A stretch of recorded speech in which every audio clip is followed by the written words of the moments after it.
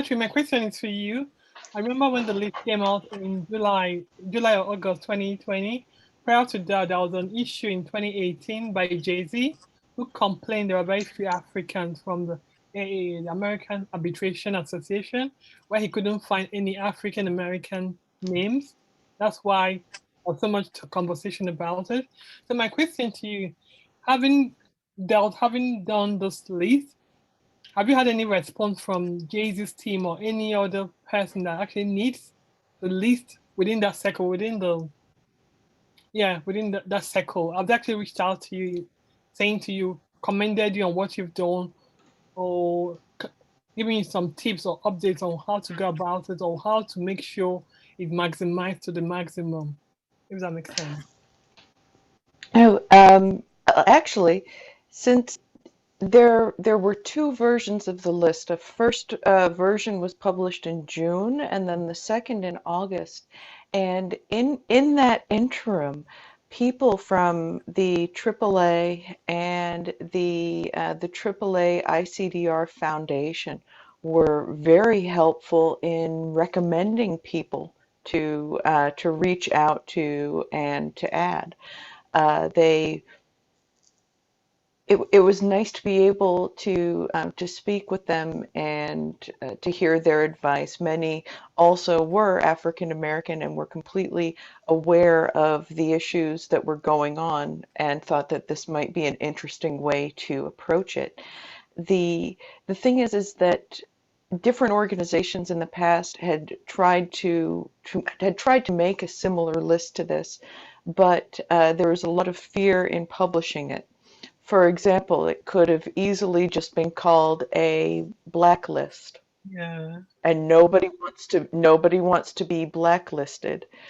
There were also difficulties, and just, I don't want to say difficulties, there was diversity even within the term itself. Are we talking about African Americans, American Africans, Black, Afro-Caribbeans? Are we talking about people just in the diaspora, or are we also looking at people who live in Africa and have international practices?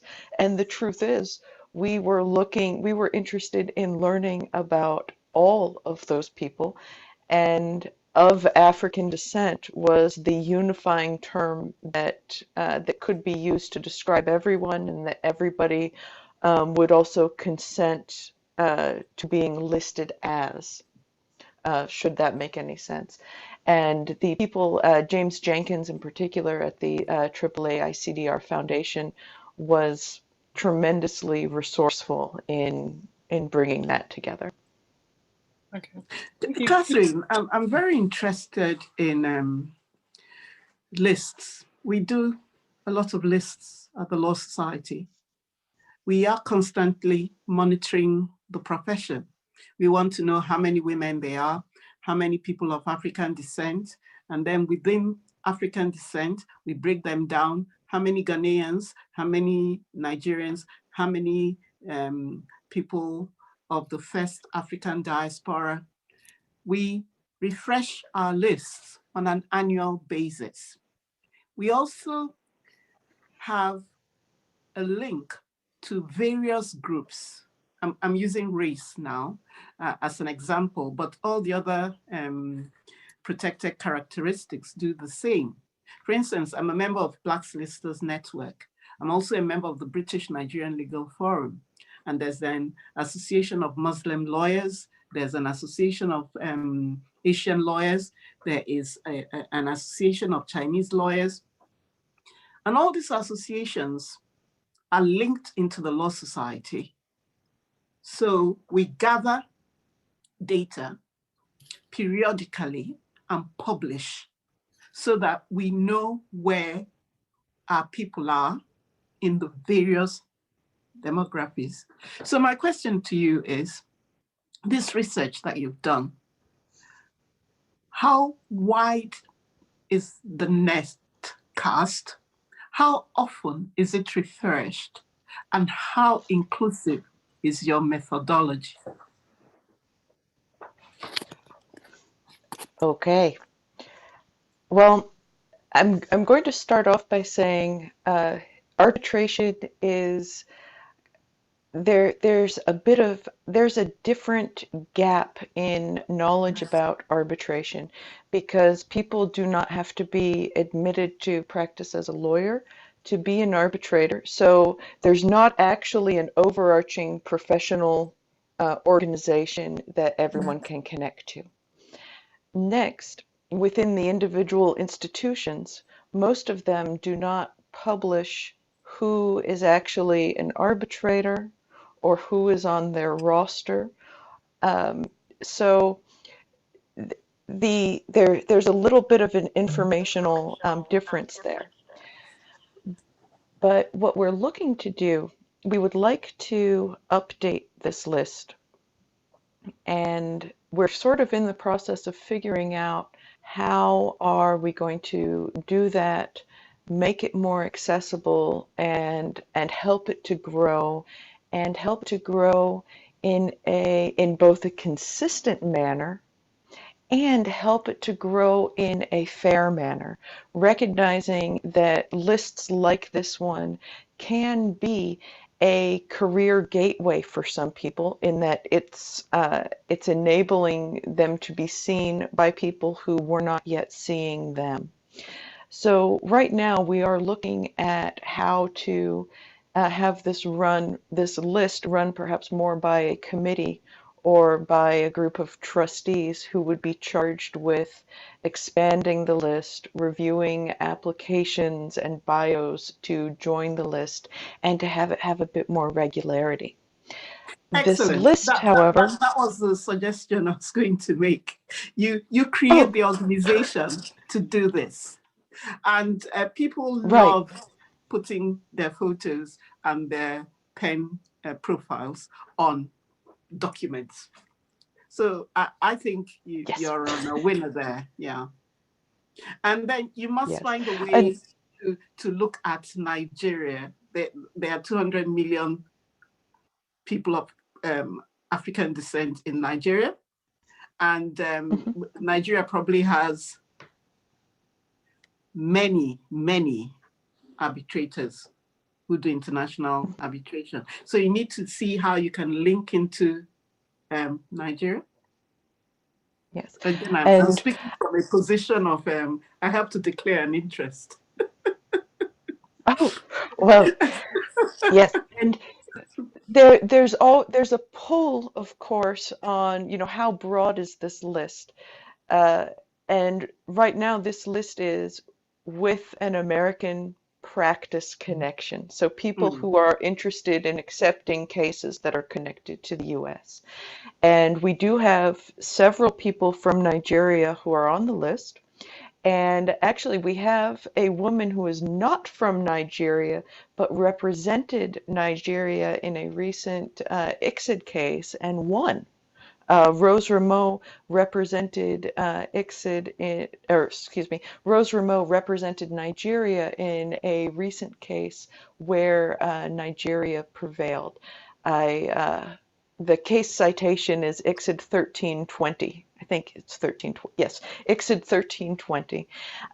Rose, originally from Haiti, completed a Fulbright scholarship in Ghana, lives in Washington, D.C., represented Nigeria. So, but you've hit an interesting point with this, is that the list right now is just a list. And for many, that was an attraction to joining the list. It wasn't an organization that was going to go and try to speak on their behalf. And many of the people on this list are members of organizations that compete with one another because many organizations do compete with one another.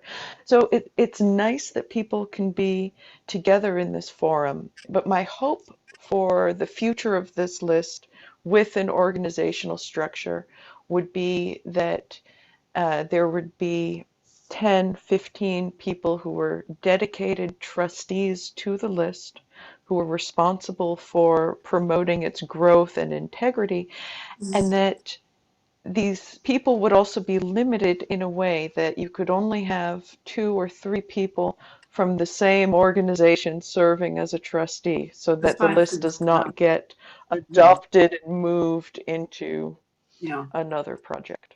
Diversity But and I'm very inclusion. hopeful. Yes, Excellent. diversity means having multiple diversity organizations. Yes. Yeah. Thanks very much. Thank you. Any other questions for Katherine? I have a question for Professor Ben Davis. I like the quote you gave. You said, do not let oneself be limited by this limitation. So my question to you, 1986, when you did start of your legal practice, that's over 20 years, over 30 years ago, compared to 2020, would you say the difference, the change has been rapid, or I would say okay. I actually did a study for the period, what was it, 2003, 2013, Okay. to try to sort of compare for the four groups of women, minorities, LGBTQ, and lawyers with disabilities, okay? And I know there's intersectionality here, okay? I understand that. I'm just saying these were the sort of the four categories that I was trying to address. So what I saw was that substantial increase in the number of women in roles in dispute resolution.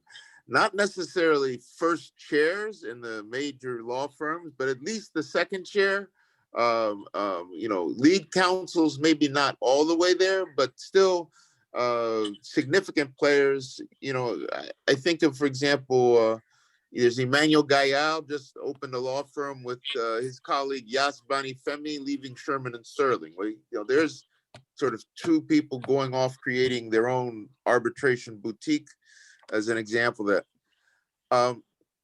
So now, then we get to minorities, and I would say in minorities in the American sense of African Americans, Asian Americans, Hispanic Americans, Native Americans, in that American definition. Okay, so I know the limitations of that. So, but I'm just saying that, and in that, some progress, but slow. Some progress, it's slow.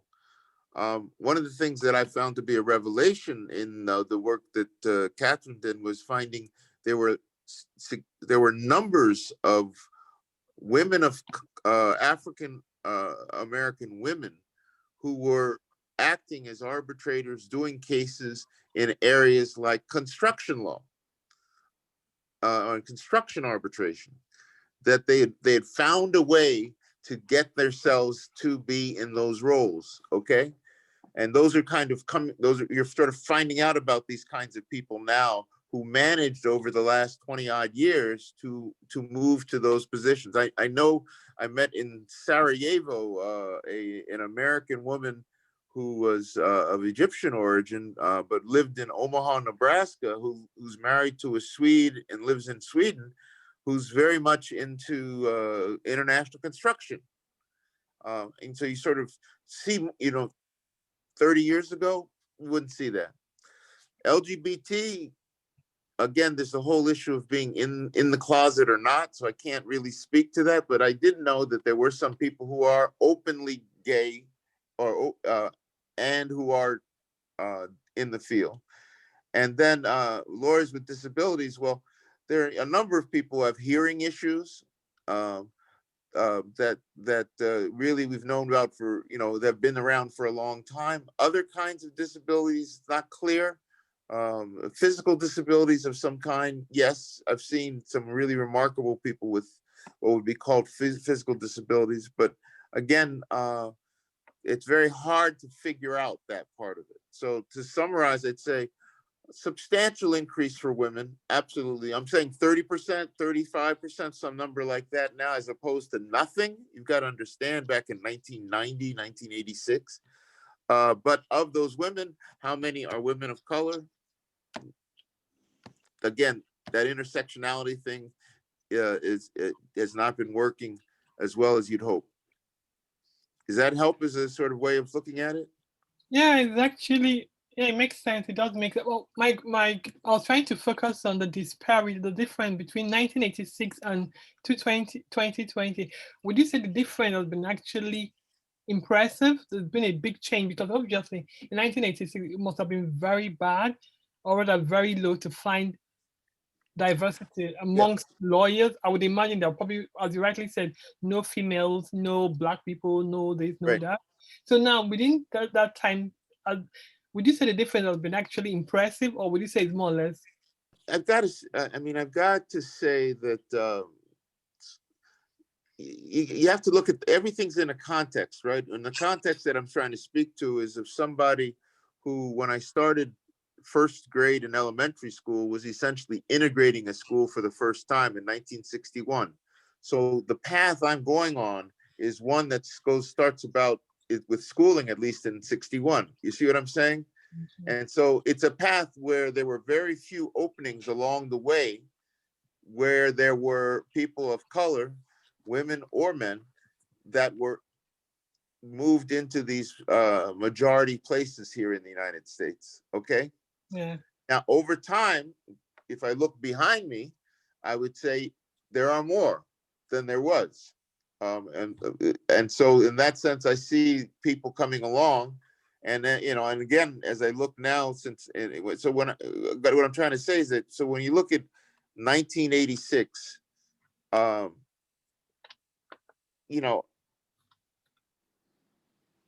I did not see any other African American where I was, or in any of the cases that were being named. In fact, I once wrote an article in 2004 saying, did you know anybody who worked in international arbitration who was an African American? And, one of the persons said, yeah, that's it. And I was like, I couldn't believe it. I was like shocked that I was not seeing, and we'd run into different lawyers and you'd say, please get involved and here's how you do it and all that stuff.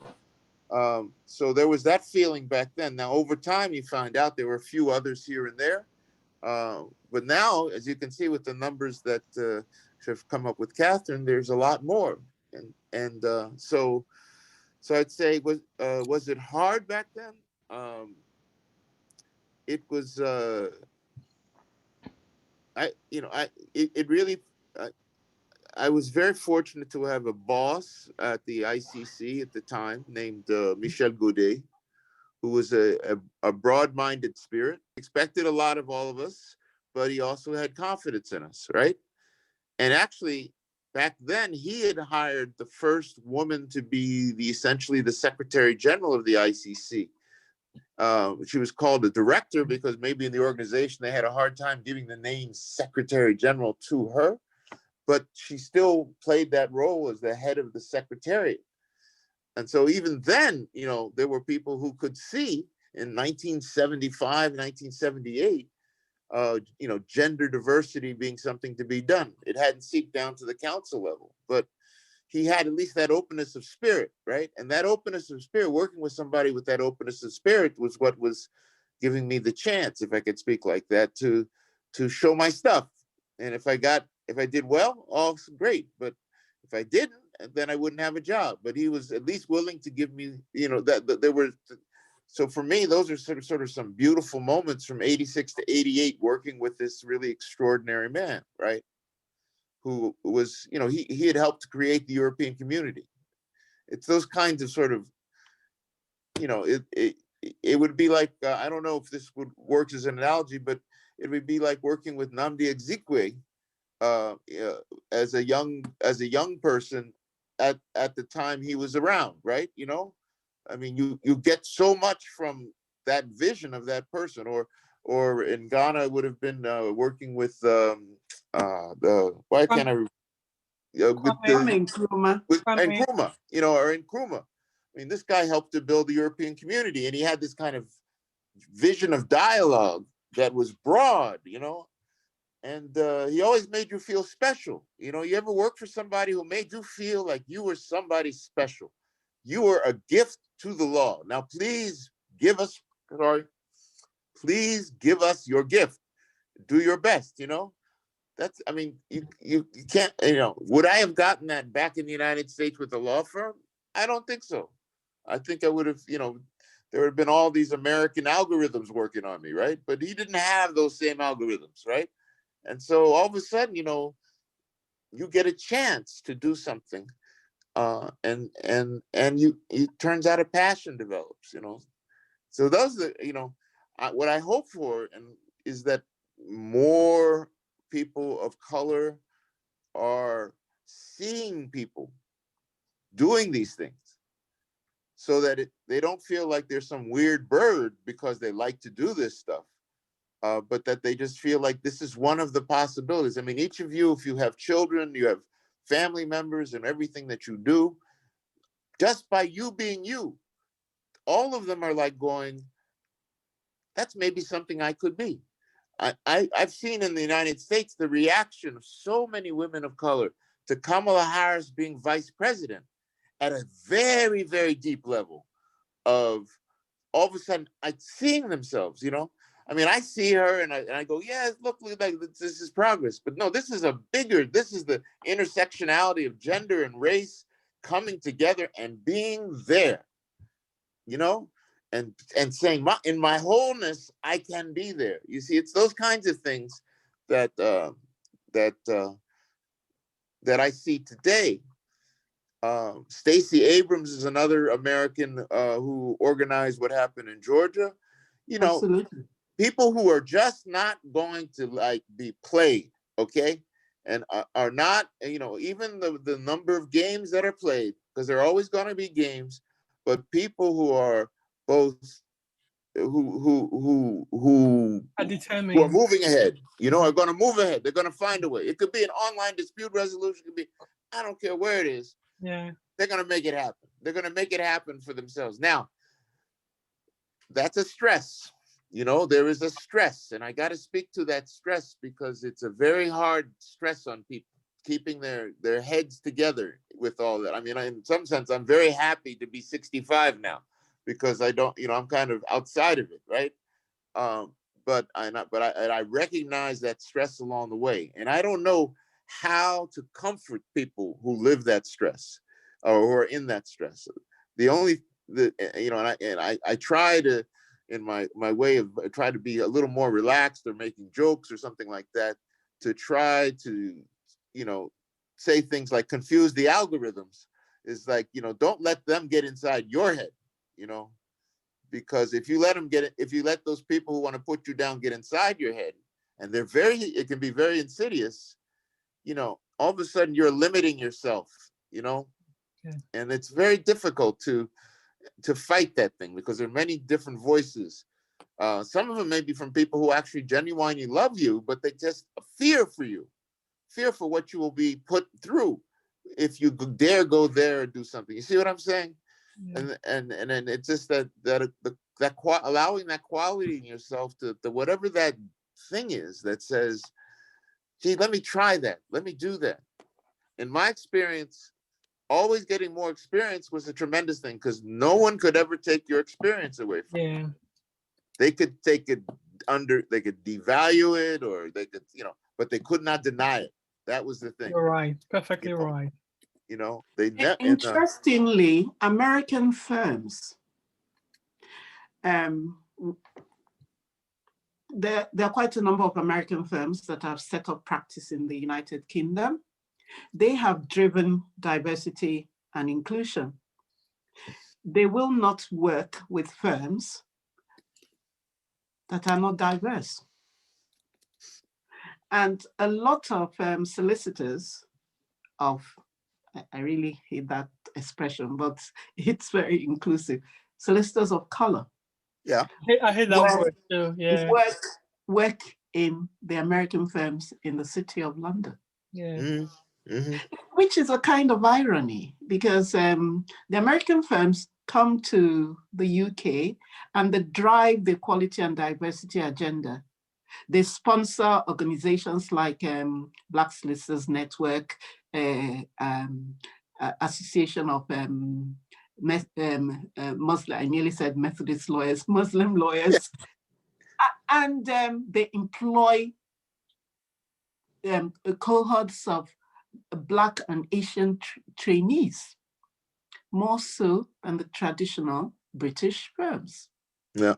But then back in the United States of America, you have people like that green woman in Congress and those people that attacked the insurrectionists. Yep. So, there's a kind of dichotomy. Schizophrenia. I would go farther. America, I find really fascinating because I know that our journey to a more diverse profession has been greatly assisted by the American firms that came to the UK. Yet, in different states of the United States of America, the outcome is different for people. So there's a diversity in America, not necessarily along racial lines. It's actually about economics. There is no safety net in America, and it's a developed country. And I just find that it's somewhat astonishing that some Americans think that having universal health care provision is socialism. Yes, I know. It is so weird. It is. And, America leads in so many other, there's such diversity in America. It's mind-boggling. Yeah. Well, Actually, let me add to that. Yeah. When the Capitol was attacked on the 6th of January, thereafter, Nancy Pelosi, Speaker of the House, reflected on what had been going on and how it was the young staffers who knew what to do. Yes. So those young staffers who knew to put paper over the windows, barricade the door, force everybody to shut up and lay under the furniture. And nobody else in Congress has ever had any contact with an active shooter drill. Now, active shooters have been a problem in American high schools since, they were a problem before the Columbine shooting in the late 90s, but active shooters in public schools are a sincere threat and fear for parents across the United States, children across the United States on a daily basis.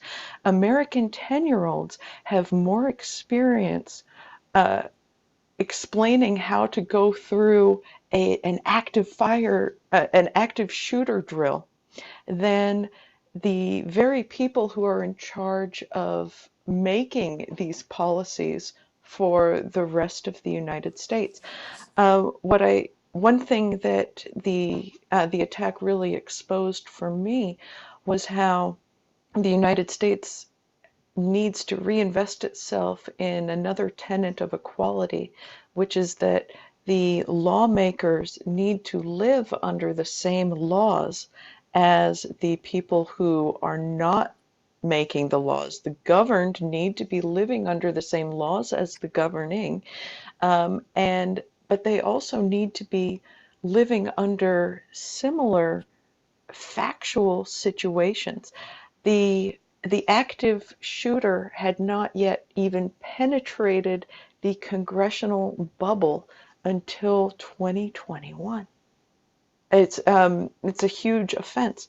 And the thing is that the fear of life, the way that life looks when you have student debt or when you don't have health insurance is also not an aspect of life that has yet crept into the congressional bubble, because American lawmakers have insurance. Yes. Well, they all have insurance provided by the United States taxpayer as part of their employment compensation, which is something that it's completely unfair, and it's something that everyone else can get if they hope for a private sector employer. But Catherine, So, why do the ordinary people right at the bottom not see the disparity? You know, America yeah. is almost like a monarchy. The president does pretty much whatever he likes for a finite period of time until you remove that monarch. And then they pass the crown between themselves. The Democrats get it, and then they pass it to the Republicans. Mm-hmm. And then a host of Americans of every kind of color live like, I mean, I watched the film Hillbilly Elegy, and Yeah. some parts of America look worse than the so-called developed world. Mm-hmm. It, Mhm. it's Yeah. it's quite disconcerting.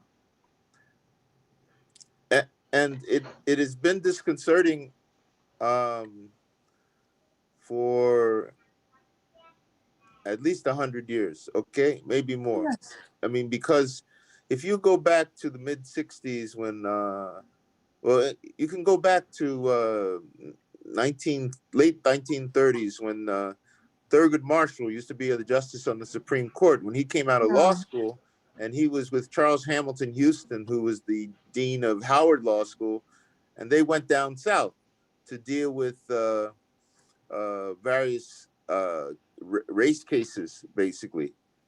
And there's a great story that Thurgood Marshall was sitting there eating an orange, and there's a black child looking at him, absolutely amazed at this thing he had. And so he gave him the orange, and the kid wasn't sure what to do with it. And the reason, and so Thurgood Marshall kind of laughed about it. And then Charles Hamilton Houston came up to him and said, "Don't you ever laugh at that kid again. You stop that. That kid has never seen an orange, has no idea what an orange is. And that's why he's so amazed about it, not knowing how to eat it." And just think how destitute it must be to be in the South as a child, never having seen even an orange. Because I remember in the marketplace there in Lagos, there are always oranges there to be Yeah. bought or something like that. But that it's so bad that you have not even seen, you wouldn't know what an orange is, okay? And yet, you know, there've been so many generations of people who've been fighting to improve things. You know, I lived in France under universal health care in France, and there's a propaganda machine in the United States about how, you know, universal health care is bad for you, you know, and all this stuff. It's very powerful, you know, because there are interests in maintaining the system Yeah. as it is, right? And people sit there and they believe this stuff, just like it's like QAnon for healthcare, okay? You know, they believe this stuff, you know. And I used to walk around with my French universal healthcare card and say, you know, I mean, like for example, now I'm switching to Medicare and all that stuff, which is socialism, okay? But it's great, okay? I mean, it's great, but it's even with that, you know, there's things about which pharmacy I can go to. You know, in France, I could go to any pharmacy to take care of getting whatever the med I did. I didn't have to be a member of Walgreens or a member of who knows what. You know what I mean? And I look at this stuff and I say to people, this is insane. You know, this is just insane. But and There really that's needs to be a fundamental change in America. People don't seem to understand that there is a huge swathe of people, white, black, Latino, that are not part of the American dream. Please, can I raise a question with Nwa'ndo because she has not actually contributed to the Q&A session? Nwa'ndo, my question to you is, if someone tries to pronounce your name over and over a period of time and keeps making the mistake innocently, what's your take on it? Like, I know people who've tried to pronounce my name innocently a couple of times and they've actually defaulted, not because it's a conscious thing, but because of course they're not Igbo, they're not Nigerians. I could give an example. Yesterday, I had a conversation with a Caribbean lawyer, and he called me Ijeoma I said laughing. I found it very funny because it was an innocent mistake. He's done it a couple of times. I keep saying to him, "Is it your ma, M-A, not M-E?" He keeps making the mistake. I don't take it seriously. For you, as Nwa'ndo, what's your take on that? What do you say to this person that keeps trying over and over to pronounce your name and keeps defaulting and defaulting and defaulting? What do you say to the person? What's your take on that? Had you asked me this question maybe a year ago, 5 years ago, I probably would have given the answer that you gave, like, well, you know what, there are people that just don't seem to get it, like, you know, I can help them. Today, I'm less inclined to do that because I'm like, you're not an idiot, you're not stupid, you can pronounce, you see the order in which the letters are. And if you continue to mispronounce it, that's a choice that you're making, and I'm saying you as in the individual I'm dealing with. So yeah, that is the choice that you are making, whether it's subconsciously, whether it's unconsciously, or whether it is consciously, you are choosing to mispronounce my name. And that's not okay with me. That's not okay with me. Like, you need to learn how to say my name. It's as simple as that, to say my name. It's as simple as that. So I don't really, I can't really find a way to excuse it or make it okay, because that's a choice that you're making, whether or not you realize that. But I can't forgive that. Not forgive as in I got it. wrongly, but I can't let that go. I cannot. So we can sit there and go over my name until you pronounce it properly, but something's got to change. But letting you excuse it and sort of leave me brushing it off, that's not really okay with me anymore. Okay. Well, actually, over here, someone mispronouncing your name would fall into a law, and it would be, the burden of proof is on whoever mispronounces your name. If you decide that you find it offensive, you could actually take action.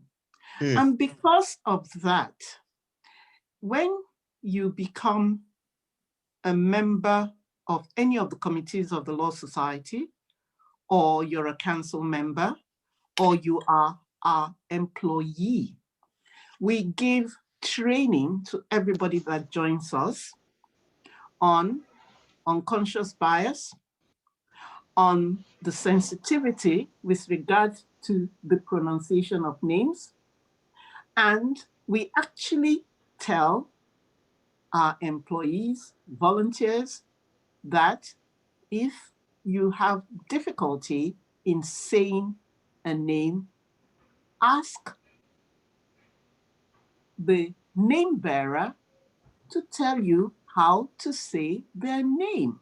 And once you do that, you should make a note of it and practice it and say the name properly, because we as a law society, we don't want to be sued. Yeah. So actually the law, there is recourse to the law. Yeah. So I don't know what goes on in America, but certainly nobody mispronounces my name. That's good. They all really say Nwabueze. That's really good. I have very taught good, them very how to good. say it. I break it down in 3 syllables, and I say, well, you see, the N and the W sound, they're 2 consonants. Yeah. And I find that Anglo-Saxons have a difficulty with 2 consonants, but the Welsh don't, nor do the Scots. Yeah. And sometimes I say to them, imagine the N is not there. Now say it. And, you know, there was a time that there was an attempt to abbreviate my name, or when somebody says to me, what do we call you? I look them straight in the eye and I say, Nwabueze. Shall I teach you how to say it? And I will literally say Nwabueze, and literally say, if you say it many times, you'll get used to it. Yeah. So, because I'm not prepared to get offended by somebody else's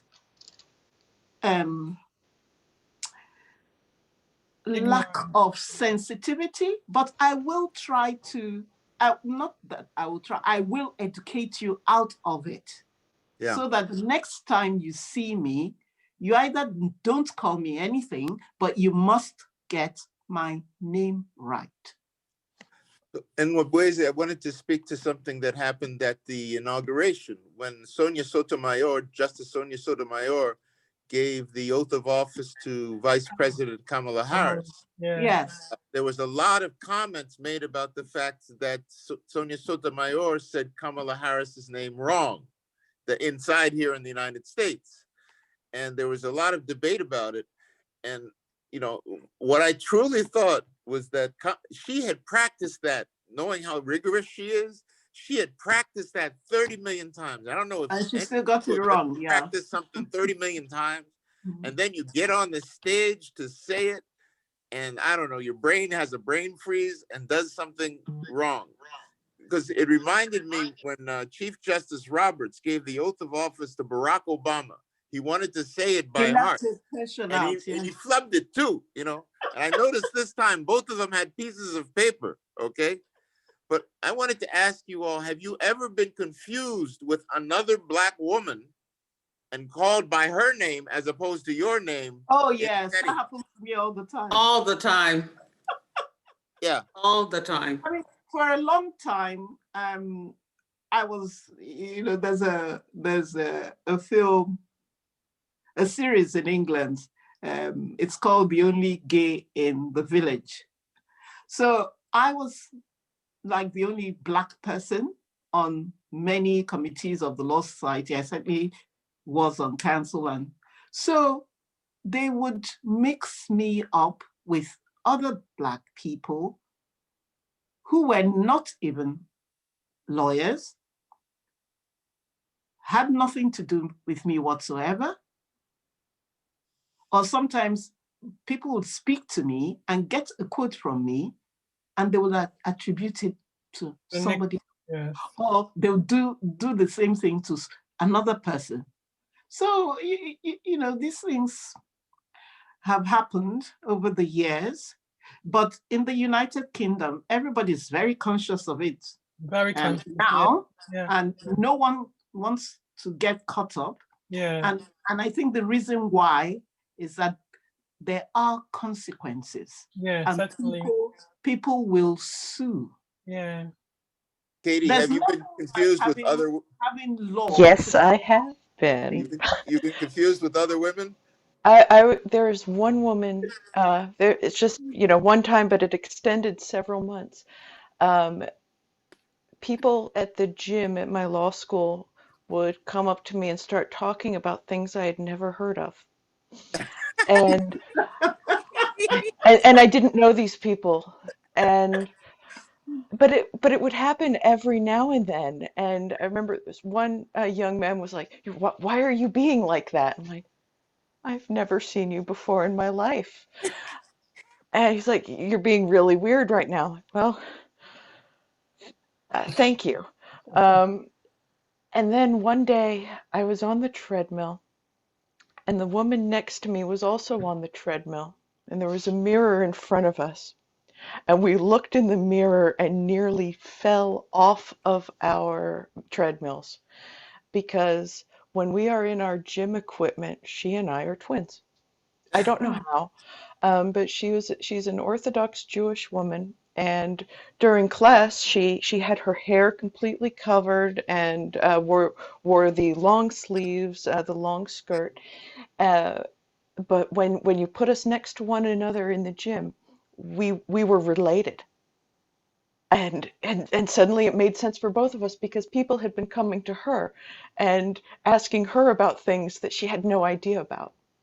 Now, you know, and I recognize that that's a different thing than what we're talking about. But yes, I have been mistaken for another white woman, a particular one, for a series of weeks. Yeah, that's funny. So I got a I quick want to story. send you her picture now because we still look alike. Ijeoma, We know we please. could go on this, so we've got to at this point conclude this conversation, but I need your closing remarks from the keynote speaker, everyone. What are your closing remarks with regards to diversity in the legal profession? Mrs. Nwabueze Nwokolo, please. Insofar as the England and Wales jurisdiction is concerned, and in particular reference to the solicitors branch, it's a work in progress. We monitor, we teach, we educate, we bring in all the strands of our profession, and what we underpin all our activity upon is the fact that diversity is good for business. You need to speak to your audience in the language that they can understand. And law firms are all about billable hours, profit, and they want to use the best practices in order to have robust, because we call it the business of law. Law is a business, and we want to be the best we can possibly be. And the practice of law in the United Kingdom is an international endeavor. So we are our solicitors are our ambassadors that we send out into the world. So it is in our interest to have a diverse and inclusive society of lawyers. So it's a work in progress, and we're doing a lot. I know I've said it so many times. The solicitor's profession is doing so much better than the other legal members of the legal profession in England and Wales. Okay. Thank you very much, Mrs. Nwabueze Nwokolo. Your closing remarks, Professor Ben Davis, please, 5 seconds. We need to conclude. Thank you. 5 seconds, please. So 5 seconds is it's not as good as it ought to be, but it's better than it was. Okay. And so we have to keep those things in mind, and that the way that it keeps opening up is to do what the National Council of Negro Women's Clubs had as a motto, which I believe was lift as we rise. Okay. So as we all lift, go wherever we go up, we as we rise, let us lift those who are earlier in their careers, helping them see how they can get to where they can go, even imagining the careers. Okay, thank you for that. Thank you. Dr. Katherine Simpson, please, your closing remarks. Thank you. If anybody ever needs proof that diversity is good for business, great for business, excellent, just look at the career of Professor Ben Davis and ask yourself, where would international arbitration be if Professor Ben Davis had not invented international fast-track commercial arbitration? Now, there's no excuse for a lack of diversity in a legal team or on an arbitral tribunal, in a judge's chambers. There's no excuse. People are findable, and really at the end of the day, diversity is a choice. It is an active choice that everybody needs to make, and at the same time, a lack of diversity is also an intentional choice. It's wonderful that we're finally in an age where companies are putting their money where their mouth is on diversity commitments and saying, no, we're not satisfied with promises. We've been celebrating good intentions for far too long. It is time to begin rewarding that active choice to do what we've said we're going to do, what we've said is going to be profitable, and what we've said is morally and legally right. We're going to be diverse. We're not going to discriminate against people on the basis of immutable characteristics that have nothing to do with the task at hand. So I'm glad to be alive in this age. Yeah, same here. Thank you very much, Dr. Katherine Simpson. Thank you so much. On this note, we come to the end of this webinar. We've all enjoyed it. A very big thank you to Michael, who's been so supportive and been the technical guy. Thank you, Michael. Thank you very much. Thank you, everybody. Our keynote speaker. Thank you so much, Mrs. Nwabueze Nwokolo. Thank you so much. Thank you, Lord. Thank you to Professor Ben Davis. Thank you so much for making our time, giving your retirement. Thank you so much. It means a lot to me. Thank you, thank you, thank you. And Dr. Katherine Simpson, thank you. Keep doing what you're doing. Thank you so much. So everybody, Thank you. thank you, thank you, thank you, thank you.